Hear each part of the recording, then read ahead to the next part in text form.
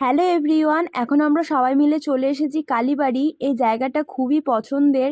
তো আগে প্রায় আসতাম বলতে গেলে, এখন অত আসা হয় না। আজকে অনেক দিন পর এলাম। এই মন্দিরটার নাম হচ্ছে কঙ্কালেশ্বরী কালী মন্দির।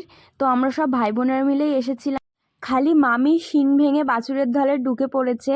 তো ওখান থেকে আমরা চলে গেছিলাম বাজরাংবালী মন্দির। তো এখানে কয়েকদিন পরে বাৎসরিক উৎসব আছে, তাই প্যান্ডেল হচ্ছিল।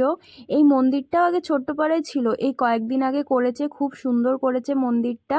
তারপর আমরা সবাই মিলে আইসক্রিম খেয়ে আমি মা বাবার সাথে চলে গেছিলাম মতুয়া মেলা দেখতে।